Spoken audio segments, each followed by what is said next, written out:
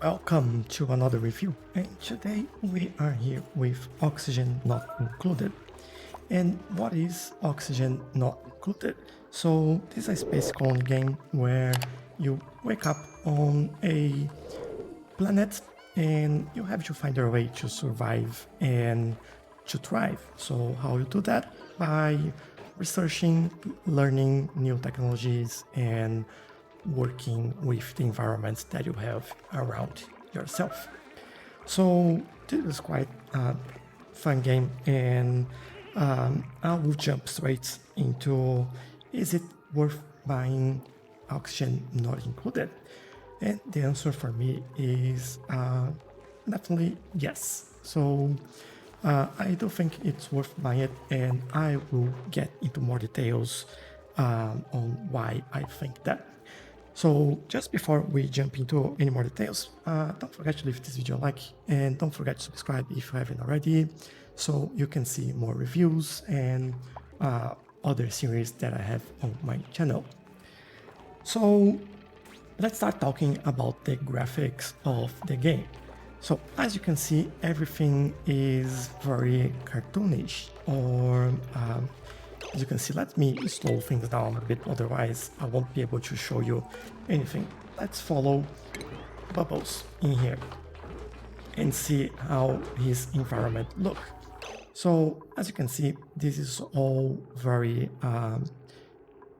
drawings, and I think this works quite well. This looks great actually when you put everything together, and this just looks good. It helps with the game. So another thing that I love in this game is the animation. Actually, all the animations that we have in the game, they're quite fun. As you can see, these duplicants, which are these little players that we have here, they walk around and do all the tasks that you ask them to do. And as you can see, they can clap, they will be happy, they'll be angry, they will complain, and there you go, they'll celebrate as well. So it all depends on what's happening and what they're doing, and I think like this works really well with the graphics, and the company just nailed how this should work. So one thing that ties up very closely with the animation are actually the sounds. So let's follow Benny in here up to this place and just listen to them. As you can see, you have the steps, you have the sounds that they make, you have the environment around them, and everything has a specific sound. And I think this works quite well. Okay, we have the sound of the machine there, and this just adds a lot to the gameplay. And it's quite fun to sometimes just stop and watch what they're doing and what's happening around us here. So yeah, positive points there. They got it really well done. So the next thing that we have is actually the tech tree. So as I mentioned, you have to be able to research things and grow your technology so you can survive. So when you start, like basically the reason why the game is called Oxygen Not Included is because there is not even oxygen included in here. You have to use, for example, algae terrarium to produce oxygen, or oxygen diffuser, and these will generate the oxygen for your duplicates. And the research tree is huge. So there are quite a lot of things here that you can do. This is still growing. This is the research tree for one of the DLCs, actually for the own DLC, the Spaced Out. But I won't talk specifically about this DLC in here because we'll probably have a video just for that. But as you can see, there are a lot of options, and you have a few areas here like computers or automation, so you can automate things that happen in your base, decoration, exosuits, gases, liquids, medicine, colony development, solid material, power, and food.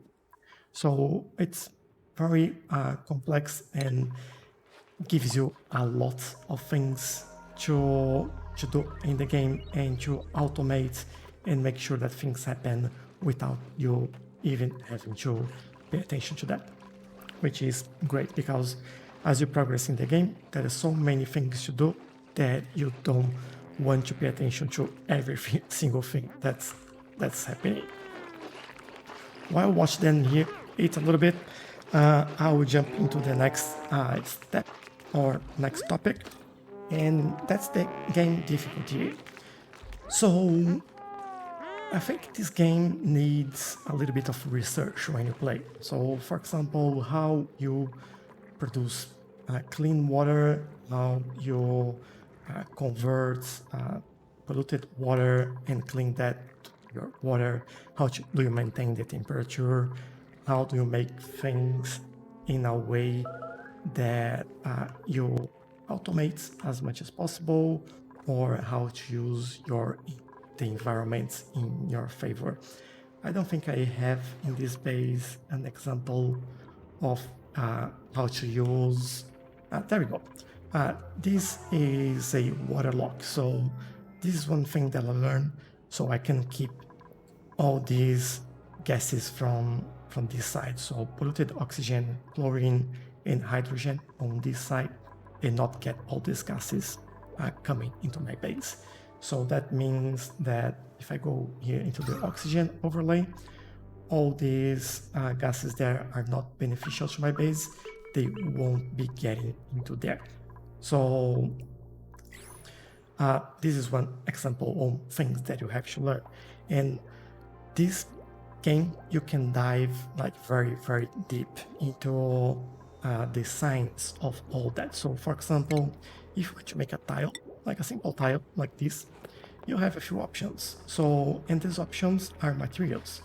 Each material will give you some different effects, and some of the main things here are in regards to temperature. So if we look at the insulated tile, the simple one, they don't have much more information about insulation, but if you get this one, for example, it can have an overheat temperature of plus 15 degrees and it's thermally reactive. So all these elements that you use to build items, they are usually have some relation to what happens in nature. So if you research what you need, for example, in a very hot area, let's say you have some magma in here and our temperature there is 1600 degrees Celsius. So I would use something that would resist that temperature around here instead of building something that would melt. So as you can see, heat capacity is 0.8 dQ, and that is thermal conductivity, melting point 900 degrees, so that would handle that temperature, and it can handle up to 200 kilograms. So that is a lot of things like that in the game. So basically everything. But do you need to learn all that? And the answer for that is actually no. You don't need to know everything about that. You don't need to know all the science around this. You can just play this for fun, but you definitely need to do some research from time to time and look at, for example, what this plant does or what this animal does, and if you can use this to actually get more materials or help you growing your plants in here. So that is all that. So yeah, I think this is the most difficult thing in the game, and you can easily get around that just by doing some quick research, and just when you actually need that. Most of the time you won't need, unless you are at the end game and you are thinking about how to optimize things, how to be self-sustainable, and all that sort of stuff. So now, next topic is more about mods.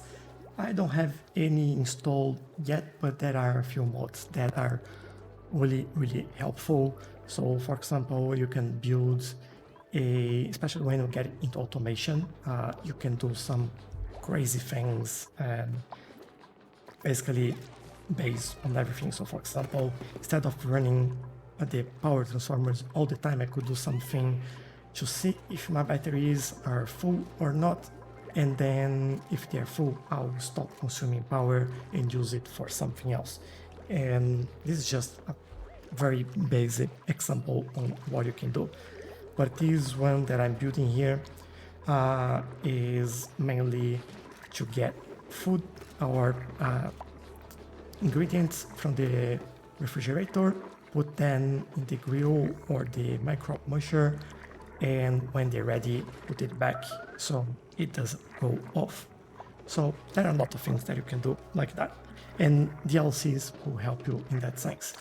And sorry, not DLCs, mods. And and there are mods for a lot of things in this game, even to be able to zoom out or to be able, instead of, for example, if you want to remove this building and build something on top of it, let's say, let's grab some generator here. As you can see, you can build this because it's already occupied. There is a mod that allows you to do that. So it will remove that one first and then add that building on top of that. So there are options there, and the community is always active. There is always something new coming up as well, and it adds a new layer to the game when you start understanding how everything works and you start doing some repetitive tasks, and you just want to make sure that you are more efficient. That helps you a lot. But moving on, let's talk about DLCs. So this game has only one DLC that's still in early access. That's called the Spaced Out. And I'll probably release another video just about that DLC. And the reason for that is mainly because it adds so much stuff to the game that it makes this game looks completely different and adds a lot of a different layer to that. So, but yeah, just know that there is a DLC, and what you're seeing here is basically based on that DLC. But this looks almost the same, just the UI is a little bit different, and there are a few things here that you won't have in the base game, but it's still completely worth it. And I think the last item here is the replayability of this game. I've been basically spent my whole holiday just playing this game, and I played a lot, and I played and played and played, and every time you start a new game, it's different. You have different challenges, you have different environments, and it's a completely different game, and you just can't do, and you won't even notice. So don't worry about that, and you'll be able to play this a lot. It's completely worth it. So, in conclusion, is it worth buying? Oxygen not included? For me, it's a sounding yes, and I think you enjoy this as much as I do. If you like to manage a colony or the necessity of your citizens, in this case we call it duplicants, and I think this is quite a fun game, and there's a lot of things that you just love because things happen and you look at that, like for example this face. She's probably cold, so, and you just look at what's happening and it's like, yeah, that's funny. So yeah, I hope you enjoyed this little review on Oxygen Not Included. I might do a Let's Play series later on. I'm not completely sure yet about that, but this is something for us to see. But let me know in the comments if you have any questions, or if you played this already, or if you have questions about the game that you want to know. And don't forget to like this video, don't forget to subscribe, and I'll see you in the next one. Bye bye.